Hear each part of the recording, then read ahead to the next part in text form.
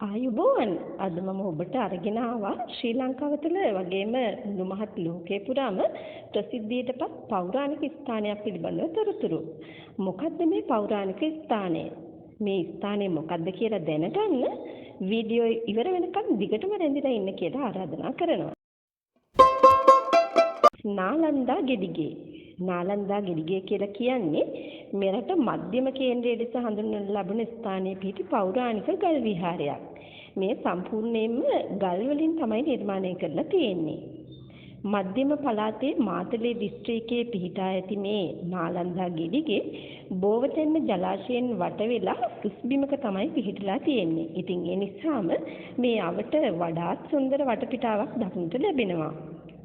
නාලන්දා ගෙඩිගේ භූමියට ගිහින් බැලුවම ඈතින් පෙනෙන දුම්බර කඳුවැටිය නිසා මෙහි දර්ශන ඉතාමත් මනස්කාන්ත ලෙස දක්නට ලැබෙනවා. මෙම නාලන්දා ගෙඩිගේ පවතින ස්ථානය තුළ ඉතා විශාල වශයෙන් විශ්ව ශක්තිය ගැබ්විලා තියෙන බව පැරණි කෘතිවල සඳහන් වෙනවා. ඉතින් මේ බව සාක්ෂි දරන කරුණු කාරණාත් ඒ ඉතිහාසයේ සඳහන් වෙලා තියෙනවා. ගෙඩිගේ සම්බන්ධ පළමුවෙන් වාර්තා වෙලා තියෙන්නේ ඉංග්‍රීසි ජාතිකයන්ගේ වාර්තාවල.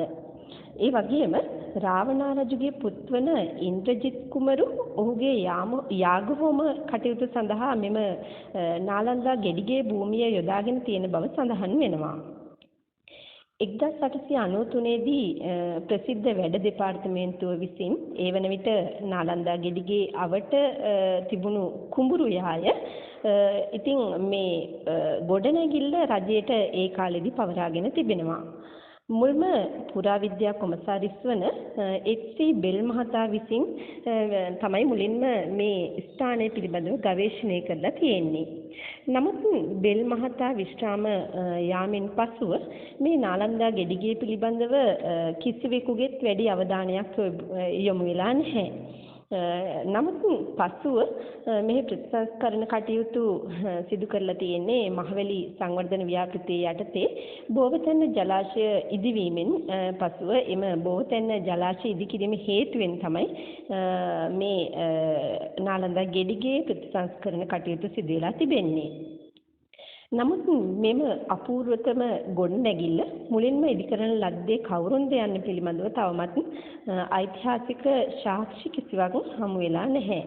ඒත් පළවන පරාක්‍රමබාහු රජු බලය තහවුරු කර ගැනීම සඳහා 1153ත් 1186ත් අතර කාලයේ ගජබා සහ මානාභරණ යන රජවරුන් සමග කරන ලද සටන්වලදී මෙය බලකොටුවක් විදිහට පවත්වාගෙන ගියපු බව ඉතිහාසයේ සඳහන් වෙනවා. පුරාවිද්‍යා දෙපාර්තමේන්තුවේ විසින් එහෙම නැත්නම් පුරාවිද්‍යාඥයන් විසින් කරන ලද කැණීම්වලදී හමු වුණු සෙල්ලිපියක් මගින් මෙම ස්ථානයේ පෙර ආතුව විහාරයක් එහෙම නැත්නම් පන්සලක්ව පැවති බව සඳහන් වෙනවා. ඉතින් මේ සෙල්ලිපියේ සඳහන් වෙනවා විෂමාචාර ලෙස හැසිරුණ අය එහෙම නැත්නම් විහාර කාර්මිකයින් විහාර භූමියෙන් නිරපිය යුතු බවත් එහෙම නැත්නම් මිනිමරුවන් ඒ වගේම සොරුන් විහාර භූමියට වද්දා නොගත යුතු බවත් මේ සෙල්ලිපියේ සඳහන් වෙලා තියෙනවා. ඉන්දියාවේ මල්ලව අධිරාජ්‍ය සමයේ පැවති මාමල්ලපුරම් පල්ලව ගෘහ නිර්මාණ ශිල්පයේ දියුණුතුම අවධිය ලෙස සැලකෙන ඒ නරසිංහවරම් රජුගේ කාලයේ ගෘහ නිර්මාණ ශෛලියට අයත් නිර්මාණ වලින් මෙන්න මේ නාලන්දා ගෙඩිගේ නිර්මාණය වී තිබෙන බව තමයි පුරාවිද්‍යාඥයන් විසින් පවසනු ලබන්නේ. නාලන්දා ගෙඩිගේ ශිලා ස්තම්භ 24කින් සමන්විත වෙනවා. සඳකඩ පහන, කොරවක් ගල, පියගෙට පෙළ ඉතින් අපූර්වතම කැටයම් වලින් තමයි නිර්මාණය වෙලා තියෙන්නේ. දේශීය මෙන්ම විදේශීය සංචාරකයන් විසින් නැරඹුම් මධ්‍යස්ථානයක් කරගෙන තියෙන මේ නාලන්දා ගෙඩිගේ එක් දුර්වලකමක් ඇත්තටම දක්නට ලැබෙනවා.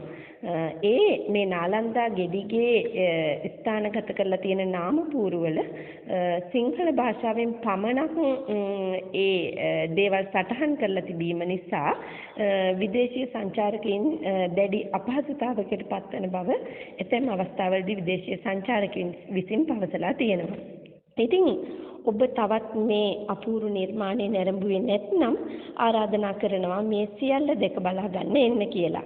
එහෙනම් මේ වගේ වටිනා තොරතුරු දැනගන්න ඔබ තවත් මගේ channel එක subscribe කරේ නැත්නම් subscribe කරන්න, like කරන්න, comment එකක් දාන්න කියලා ඉතාමත් ආදරෙන් ඉල්ලනවා.